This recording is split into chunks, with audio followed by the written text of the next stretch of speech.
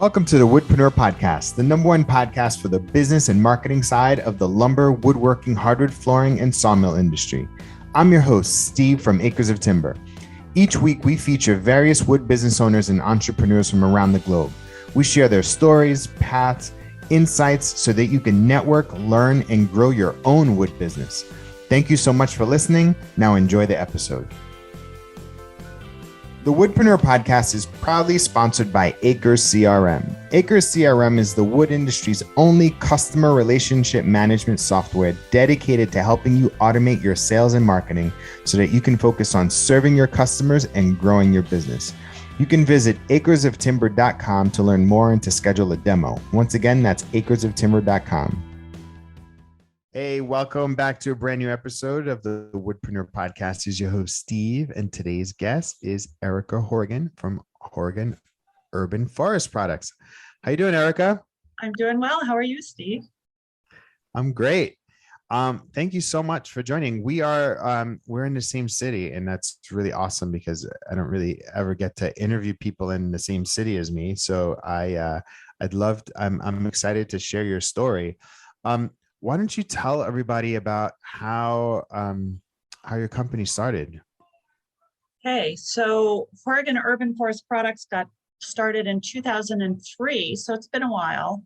And I just have to say, prior to that, we had a tree business. And actually, it was my husband, Bruce, who had seen for so many years these trees going into the landfill at first, and then it was firewood or mulch. And he just had this thought that there's got to be a better way. And taking them to a higher use was that beginning thought. And started to look into milling and kiln drying. It took quite a while. And then in 2003, we sold Horigan Tree Care. And actually it was at Horigan Tree Industries at the time. Started the wood business. And the rest is history. One little aside, we have gotten back into tree care. It's one of those things that after our non-compete came up, we just decided to jump back in. It was sort of a natural combination between the mill and the trees. Great. And so you have is it still called Horigan Tree Care? It is Horigan Tree Care, right? Okay. Yes. And then you have the Urban Forest Products. Mm-hmm. And so you run that, and then Bruce runs the tree? Correct. Cool. That is how it is working today. Yes. In the old days, it That's used awesome. to be both of us together. Yeah. And pretty much now I'm doing this. And he jumps back in. His heart's in it, and so once you start into this and you're fired up and excited and, see the great stuff that comes from the urban trees, it sort of stays with you. So he does jump back in occasionally. That's awesome. So tell us about your products and services. What are you doing at the Urban Forest Product side? Well, we mill and kiln dry for we mill and kiln dry for private industry, for homeowners. So they'll come to us and say, hey, I've got a tree in my backyard and I want to keep some of the wood, or I want to keep all of the wood from that tree. And we'll jump in and we'll work with tree companies. Even though we've got one, often the big trees come down with a tree care company, and we'll get that log and we'll mill it and kiln dry it. We also can make the end product for the customer. So we can send it out to a millwork company and have flooring or cladding, wall cladding done, or we can build the table. So it can be basically from cradle to grave that we can, walk the customer through. Initially when we got into this, we were not making the end product. And we often work with people who have a woodworker, and that's great. They've got their woodworker who is going to make the table. We can just mill and kiln dry, get the wood to them. But at some point in our process, we just looked at it, and it's sort of a big leap to go from a log to a table. And we just found it was a little easier to be the link in between. And give me a sense of your operations. So it sounds like, before we hopped on, you send truckloads. So do you produce a lot? How much are you milling a month? That's a good question. I mean, it's ebbed and flowed, and we just have a big job right now, actually, that is for a park district, one of the municipalities next door, and we milled for them. They had trees coming down in their parks, and they wanted to reuse that tree. So this job in particular is a larger one, and it will go on a truck to a millwork company to be made into actually platting for a barn. So it's going to go on to a park district building. Awesome. What, when you first started, what was some of the challenges that you had to go through in order to get it off the ground? Oh, wow. There, you know, it's a lot of energy, as anybody in this industry knows. And I listen to some of your podcasts and people talk about their challenges and what happens. It is, for us, actually, the biggest challenge is finding the market, finding the person who wants to use the wood. So, you know, I mean, it takes a lot to get to know how to mill wood, know how to dry wood, and then where do you sell it to? Because we can do this for the individual, but we can mill a whole lot more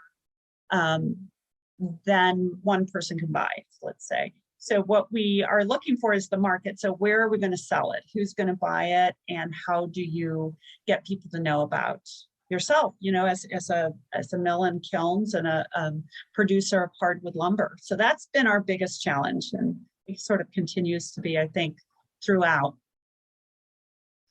And so when you were first started and getting the word out, and I mean, you've been around since 2003, so kudos to you, right? For building and sustaining. So obviously people do, but who did you find were your first sort of natural people that came to you? Like, who were your early adopters? Who the people that were your fans?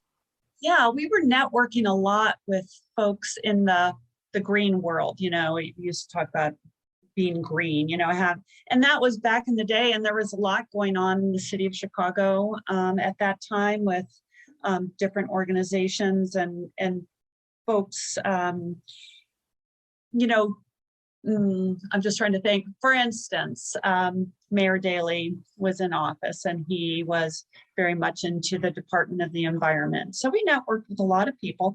People started to see us, started to come to us for various things. We applied for different grants and things like that. We got out in front of people. We did a lot of, as I said, we did a lot of networking, and we would show up at events. We got to know the Chicago furniture design folks. We got to know people all over, including architects and builders and, you know, even the tree companies, because we came from that world. And so I would say the first people that we started to network with actually is, and we did get in front of a lot of architects. We did get in front of a lot of builders. Just had somebody come to me who said, I knew you back in the day. And this was a woman who's an architect. And she said, we're both still in it. This is so exciting, because this was back from, you know, 2006. And we were just sort of reminiscing about the old days and how it's gone. And we're both still doing it, you know. And so those were our first contacts. We also, we were reaching out to private folks, people that we knew who had trees coming down, and they were very attached to their trees. You know, it's an emotional thing when you grow up with a tree, or it's on a family property, and then you're thinking it's dead, and what do I do with it? And it's just going to go to firewood or mulch. And we started talking to folks and saying, you know, we could make this into lumber and give it a second life. And it could be sequestering carbon for a whole nother 150, 200 years, probably outlive the life of the tree even. So we were reaching out to just anybody we could. We did a lot of sort of the guerrilla marketing sort of stuff. We showed up at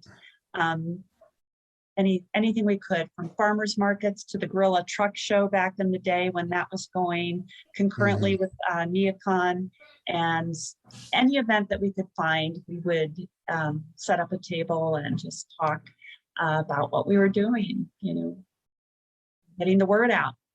That's awesome. Yeah. Well, when did it, I'm sure there was a moment where you're like, you know what, this, like, maybe, like, I don't know if this is going to work, but then there was that moment where like something turned in your head. You're like, you know what, I think this is could be the thing that I do for like the rest of my life, or you know what I mean? Like, I want to build this company. I want to see this through to the end. Do you remember that moment, or do you have like a series of moments where you're like, it became so real, and then the work that you were feeling was like an impact, like you felt the impact of it?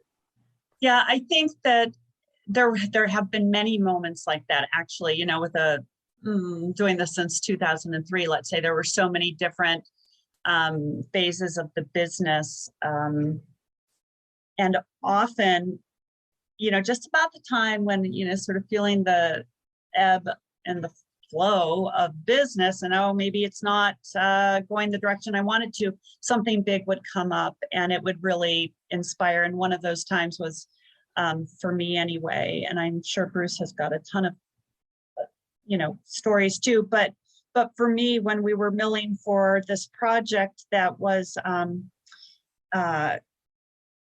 actually for somebody who's building for CB2, it was some blocks of wood, and it was like to be able to be part of that process. We were not the ones selling it. Somebody else was selling it, but he came to us for the blocks, and we milled for that project. And it was very exciting to see urban lumber go from the trees, and they were ash trees. So the emerald ash borer was doing its thing in Chicago at that time, and then getting them into this end product and seeing it go into production, and then see it go into actually the stores and get sold. So that was very exciting.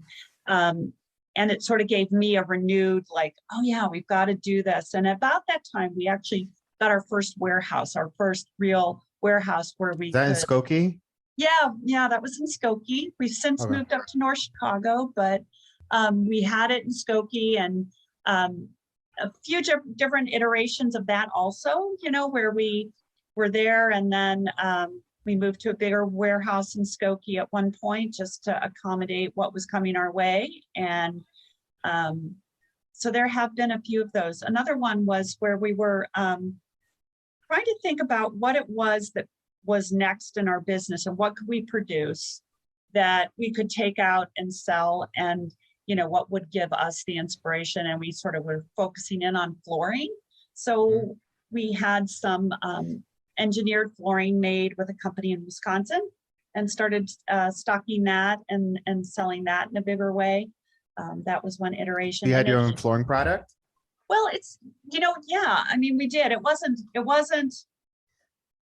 I guess we did call it Horigan flooring, but I mean, it was a engineered floor, and it was made in Wisconsin. It was by Owens Corning company, and they make this in a big way, and they made it for us. So that's great. That was sort of, yeah, it was sort of cool. That's cool. Yeah, and what ebbs and flows, of course, is the market. So what do people need? Are they installing flooring now in a big way?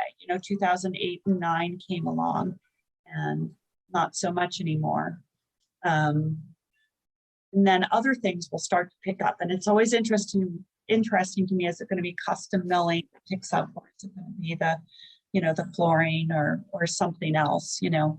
Office installations. It's hard to say sometimes. Like it is. Yeah. I mean, I find that, so like I think when I first found out about you, when I first started like 6 years ago, because I think I was just doing research on, sawmills and that sort of stuff. And I came across you, actually, somebody mentioned you, like my kid's friend's father worked for the city of Chicago in the forestry department. And I was telling him about whatever, and he was like, oh, Horigan. And it was like, and this person was like a sustainability person. So it was kind of good to hear that, like, that you are, and you, we have not mentioned it once, but you are big advocates of urban lumber, and you have been for, dare I say, like a pioneer in it. Like, you've been talking about it, you've been doing it, and for a long time. especially here in the Midwest, in Chicago. And so what made you latch onto it? Was it the sort of the tree huggy side, or was it the potential from it? What and how did you start to connect those dots to reach the right people that would understand and appreciate it? A little bit of both, from the tree huggy side and from the sort of wanting to be in an industry that produced something. And actually, when you think of it, it's just perfect. I mean, it's this product that does everything that you sort of want it to, as far as it's beautiful, it's sustainable. It's, at this point, it's plentiful. You know, we can keep on producing it. There's so many good things in it. And so it was a little bit of both, but the tree huggy side, I mean, seeing people really being attached to their trees and being attached to trees. You know, I come from a family of arborists, and Bruce has been an arborist, and I, you know, had my arborist certification also. And so it's one of those things where you see these big, beautiful sort of giants. I think of them sort of like, I hope not like the dinosaurs and go away, but, you know, we sort of have to take care of them and treat our forests well, and, you know, use the resource to the highest uses. That's not to say that there isn't uses for firewood. There is use for mulch. There's use for whatever product comes along in that stream. But, you know, the excitement of sort of being able to be in that beginning launch of urban lumber. And I will say that people before— It still feels like it's still the beginning, right? Doesn't it still feel like, even though that you've been in it for, you know, since 2003, like, is that, I mean, that's a long time, right? Like, it still feels like the beginning, right? In some ways it does. And I think that, as I said, there's been a lot of iterations of, well, I mean, when you're in anything for a long time, you just have to keep on reinventing it and thinking, okay, so what's next? What's next? And so, yeah, it does sort of feel like it's the beginning. So I think those questions about, and we're talking about it a lot now in various different groups, sort of like, so what has happened in Illinois? What has happened with the urban wood lumber or urban wood side that has not caught on, or why hasn't it become more mainstream? And those questions remain to be answered. And so we're invested also in sort of trying to help that out and think about what's next, you know, being part of the Urban Wood Network, Illinois, and some different things like that. And you helped bring Urban Wood Network to Illinois, right? Yes. Yeah, I did. Oh, and I'm a member, everybody. So yep. Everybody join Urban Wood Network. Yeah. Well, it's so interesting. So I was talking to a client of mine in Minnesota. Okay. And I was like, he was going through some challenges. And I so just with his business and neighbors, and you know what I mean? You know, when in the course of doing business, you're going to have some problems, right? Yeah. And so, so I told him to join Urban Wood Network, and he was like, "What will that do?" I was like, "It shows that you're part of something bigger than yourself, right?" And the pitch that I told him, and this is for anybody that's kind of listening. So, like, I joined because I helped, you know, with Urban Wood Network West. I helped launch that. I believe in urban wood, but I also believe in communities coming together and business associations coming together to have a bigger voice, right? So like, you can't come into the urban wood or even the wood industry having the scarcity mindset, right? Because like many people have heard me say this, like nature's abundant, nature provides. There's more than enough wood out there.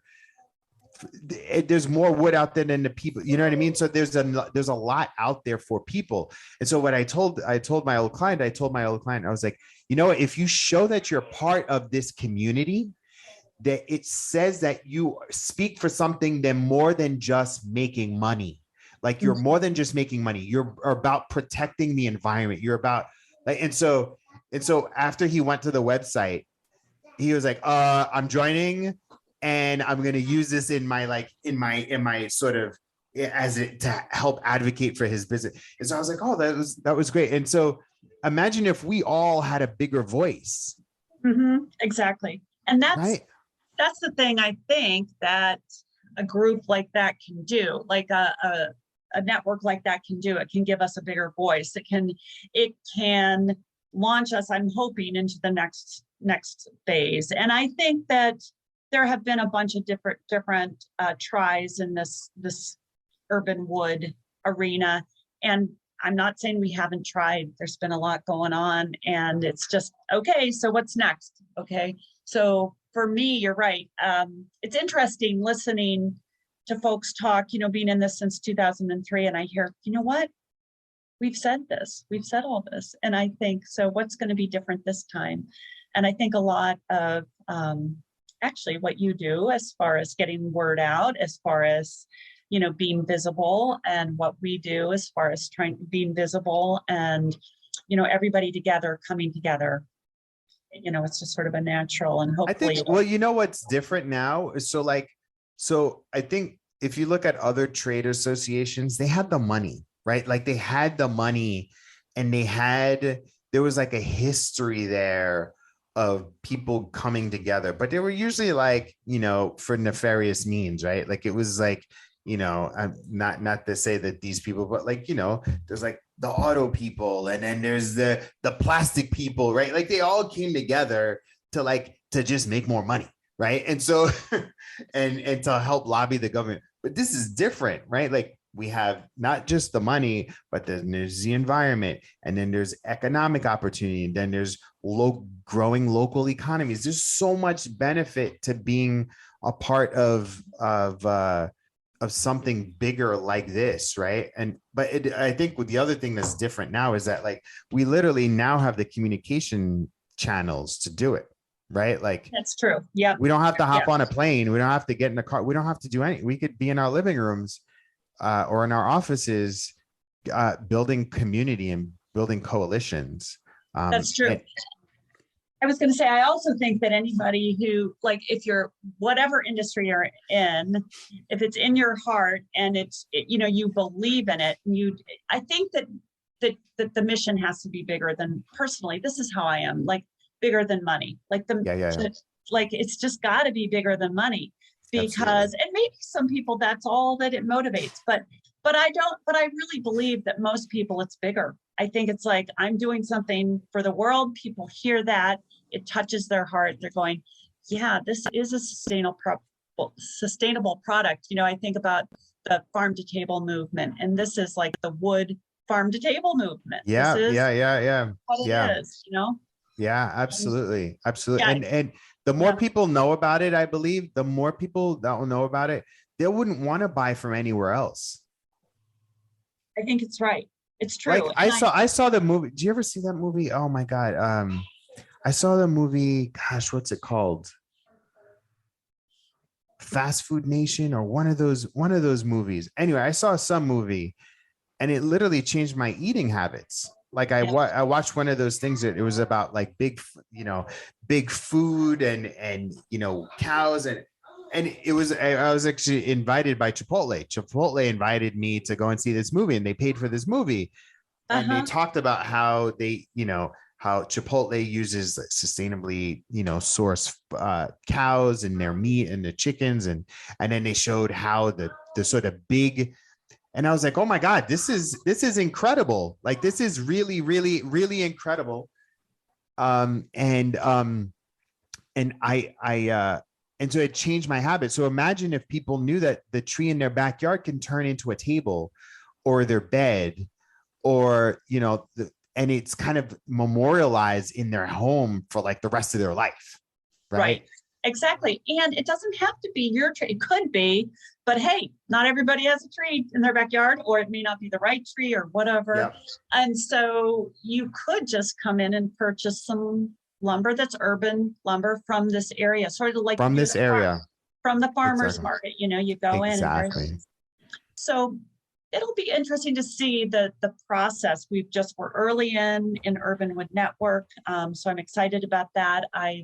We're after the pandemic for Horigan Urban Forest Products, and I'm excited about that and what's next. And I'll, just sort of gearing up for whatever comes. So this is a part of the interview where I give you any marketing or business advice. So is there anything that that you need help with, or things that you need to think through that I could help you with or give you advice on? Well, just as we were going into this, I thought, marketing advice regarding anything like, let's see, social media is a challenge always for a small business to keep that going. And where do you get your biggest return on that? Number one, I was thinking, and then the other thing, what you suggest or recommend for focusing in on things or reaching customers. How does, or is it just social media? Yeah. So I like this question because it kind of like, not everybody I feel like everybody needs to be on social media, but the way you use social media needs to work for you. It kind of, I'm kind of big into like building alignment, right? Alignment with who you are and your core values and your personality and your business. It's because it's so interesting, because like I coach and I mentor a lot of wood businesses, and what works for one person, and I give them both the same advice. Somehow it'll work for one person, but not the other person. But it's also about alignment, right? And so when I think about like outreach and marketing, I think from what I know about you, you're a very people relationship driven person, right? Mm-hmm. Social media is great for storytelling and amplifying relationships that you already have. It's good for the in-between conversations.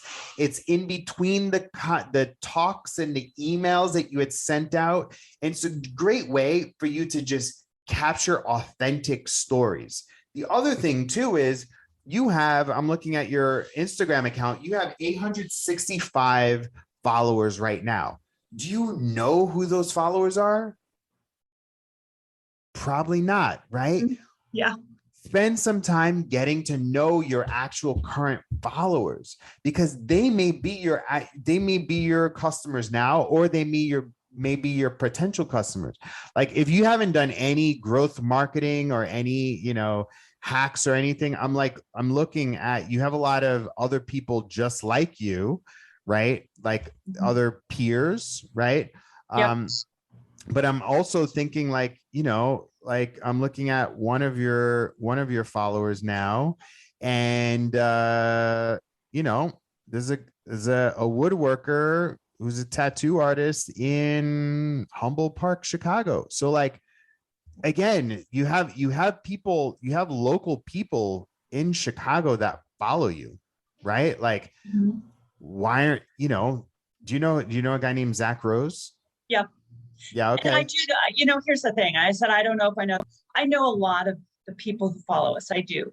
Yeah. And we do know a great number of woodworkers in Chicago. We spent a lot of time doing that.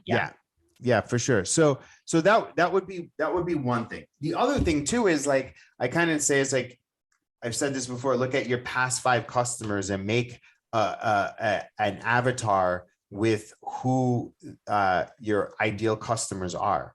And your customers, if you sold to a lot of mill workshops, or if you sold to a lot of architects and designers, they're probably not on Facebook or Instagram. They're probably on LinkedIn, right? And so spending some time on LinkedIn and developing authority, and sharing articles and insights, and like, you've been around since 2003. You have a lot to offer folks when it comes to urban wood and building materials, right? Like you had your own flooring line. Like that to me says like, oh, what do you need to do in order to have a sustainable flooring in your next development project? Like I would want to, if I'm a developer and I'm going to sell that idea to a client, I'm going to need to, I would want to know that from you. so yeah, so that's what I would do. I would really focus on building quality relationships, telling stories about what's happening in your business, right? Both in photos, videos, and words. And 3, sharing your insights with folks.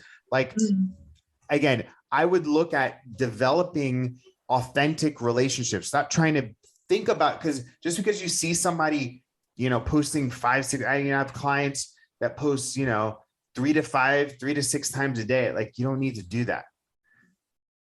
If you wanted to, you could, but I wouldn't, I wouldn't do it. I would hire somebody to do it for you. So, yeah. And that's always the challenge, is just cutting out that time. And so, but there are some quick tips. There are some quick tips that like when you're milling, when you're doing something, just pull out your phone and just start taking photos. There's a furniture maker. He does this thing where he just kind of treats his Instagram account like a photo collage. He'll post like 4 or 5 photos right in a row, just of different angles of his work. Okay. Right. And he could, I guess the point is, with a couple of tips and you being yourself, you can succeed using social media, period. Right. Yeah. Don't put so much pressure on yourself. Mm-hmm. Use it as a tool, kind of like how we're using Zoom as a tool to record right now. Use it as a tool to tell your story. That's all it's there for. Your best bet is in terms of growing your business, is to continue developing markets and do things the way you have been doing it, but using technology to make it better and faster. Sounds good. Is that helpful? Yeah, actually, gives me a little inspiration, actually. Yeah, no, I mean, that's the point. The point is for you to, and I mean, so much so it may seem antithetical to like the types of advice that I've given before. Mm-hmm. I was like, post this, do this. But like, knowing you, it's about entrepreneurship, and succeeding in entrepreneurship is really about self-awareness. Yeah. What are you willing to do? What is true and core to you? What is authentic to you? And how do you want to grow? How do you want to be? Right? Like, a lot of times people don't want to be posting on social media all the time. Yeah. Because it takes away from the real life. Right. Yeah. So, and also too, followers, just having, tens of thousands of followers doesn't always mean that, that you're making money. It's true. It is true. I mean, the point is to sell the lumber, honestly. I mean, that is how we succeed and can sustain and actually be able to use more of the logs that are in our yard, that are waiting to become hardwood lumber. So, yeah. Yeah. Cool. All right. So why don't you tell everybody any last bit of parting advice for folks that want to start urban lumber companies? That want to start it? I would say, take a look, I mean, honestly, at Urban Wood Network's website, because there are so many good suggestions and tools on there. That's number one.